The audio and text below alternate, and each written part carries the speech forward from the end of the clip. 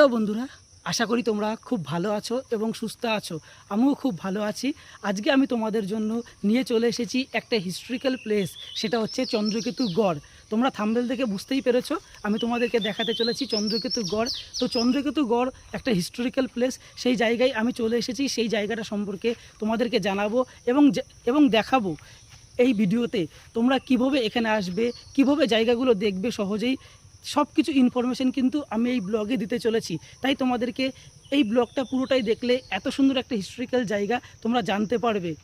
চলো ভিডিওটা শুরু করছি। কিভাবে এখানে আসলাম সেটা তোমাদেরকে জানাবো, তারপরে জায়গাগুলো তোমাদেরকে এক এক করে দেখাচ্ছি। দমদম থেকে সকাল সকাল শিয়ালদা হাসনাবাদ লোকাল ধরে চলেছি আজকের গন্তব্য হারোয়া স্টেশনের উদ্দেশ্যে। আর হারোয়া স্টেশনটি পড়ে হাসনাবাদ লাইনে।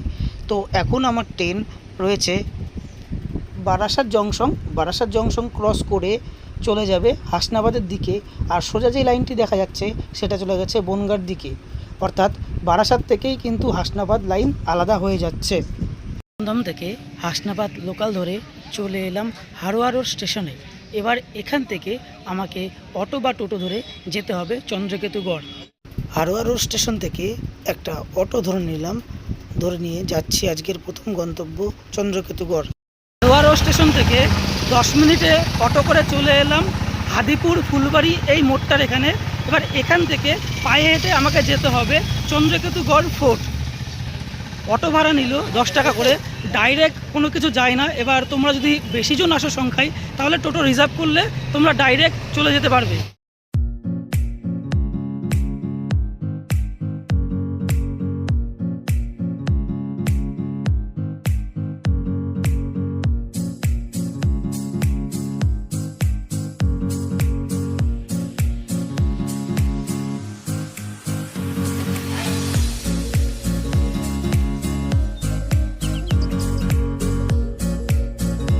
চন্দ্রকেতুগড়ের প্রথম জায়গা তোমাদেরকে আমি এখন দেখাতে চলেছি। সেই জায়গাটায় আমি এখন চলে এসেছি। সেই জায়গার নাম চন্দ্রকেতুগড় ফোর্ট। তো সেই জায়গাটা তোমাদেরকে এবার দেখাতে চলেছি। ভেতরের অংশগুলো কেমন রয়েছে, হিস্টোরিক্যাল প্লেস কি রয়েছে, সব কিছুই দেখাবো। তো এবার আমি আস্তে আস্তে ভেতরে প্রবেশ করছি। এখান থেকেই শুরু হচ্ছে চন্দ্রকেতুগড়ের সীমানা। এই যে আমার পেছনে দেখতে পাচ্ছ সাইনবোর্ড দেওয়া রয়েছে। চলো এবার ভেতরে আস্তে আস্তে ঢুকছি এবং তোমাদেরকে দেখাচ্ছি।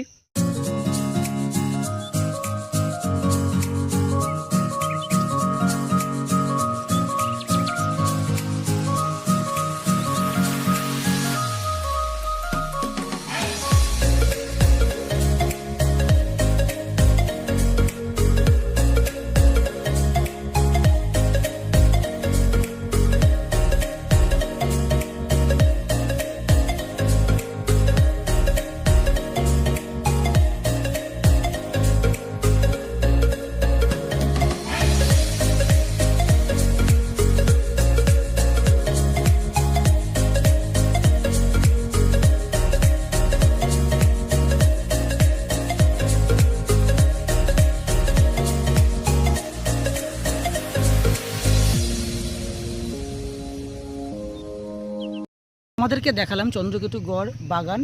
সেটা ছিল এই রাস্তা দিয়ে গেলে কিছুটা যাওয়ার পরেই সেই বাগান ছিল। এবার ওখান থেকে আবার মেন রাস্তায় চলে আসতে হবে, অর্থাৎ এই রাস্তায়। এবার এখান থেকে তোমাদেরকে টোটো ধরে যেতে হবে বেড়াচাপা মোড়। বেড়াচাপা মোড়ে গিয়ে তারপরে যে দুটো জায়গা রয়েছে সেই দুটো জায়গা তোমাদেরকে এবার দেখাবো। ওই দুটো জায়গা তোমরা পায়ে হেঁটেই দেখতে পারবে, খুব কাছাকাছি। সেখানে রয়েছে খনা মিহিরের ঢিপি এবং চন্দ্রকেতুগড় মিউজিয়াম। এই দুটো জায়গা ওখানেই রয়েছে, ওখানে গিয়ে তোমাদেরকে দেখাচ্ছি। এটা হচ্ছে বেড়াচাপা মোড়। আমি চলে এসেছি এখন বেড়াচাপা মোড়।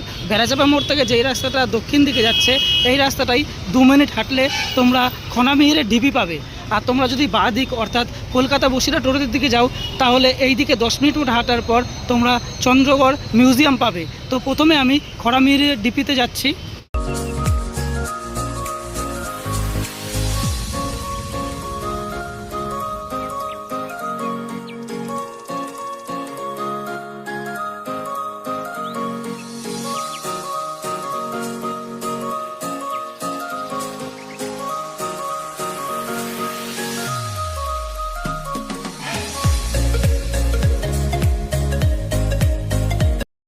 এই যে দেখতে পাচ্ছ, এই হচ্ছে চন্দ্রকেতু গড় বা খনামিহিরের ঢিপি, মানে দুটোই নাম কিন্তু জায়গা একই।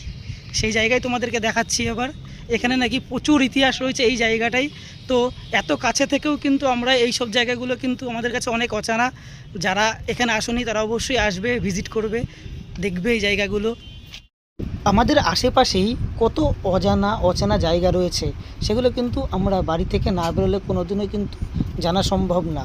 আর এই জন্যে কিন্তু আমি বারবারই বাড়ি থেকে বেরিয়ে পড়ি, নতুন নতুন জায়গা নিজেও দেখি, তোমাদেরকে শেয়ার করি।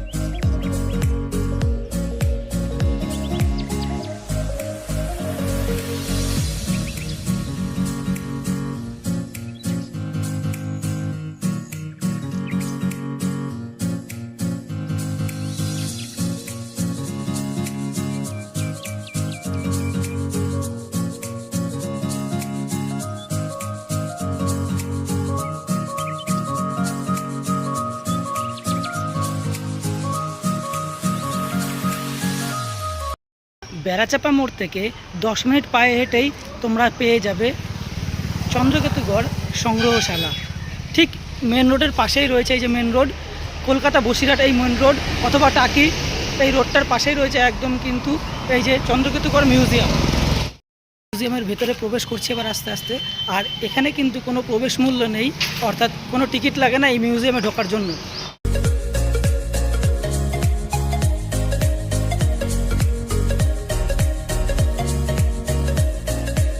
বন্ধুরা, চন্দ্রকেতুগড় মিউজিয়ামের ভেতরে ছবি ক্যামেরা অ্যালাউ নেই, তাই ভেতরে যেসব প্রত্নতাত্ত্বিক জিনিস রয়েছে, অর্থাৎ যে পুরনো হিস্টোরিক্যাল জিনিসগুলো রয়েছে তোমাদেরকে দেখাতে পারলাম না। তোমরা যখন সময় পাবে চলে আসবে, এখানে দেখবে, সময় কাটাবে, খুব ভালো লাগবে। চন্দ্রকেতুগড় ভ্রমণের যে 3টে জায়গা ছিল সেই 3টে জায়গা তোমাদেরকে আমি দেখিয়ে দিলাম। ভিডিওটি তোমাদের কেমন লাগলো অবশ্যই কিন্তু কমেন্ট করে জানাবে, আর ভালো লাগলে অবশ্যই শেয়ার করবে, আর সাবস্ক্রাইব করে কিন্তু আমার পাশে থাকবে। ভিডিওটি শেষ করছি এখানেই।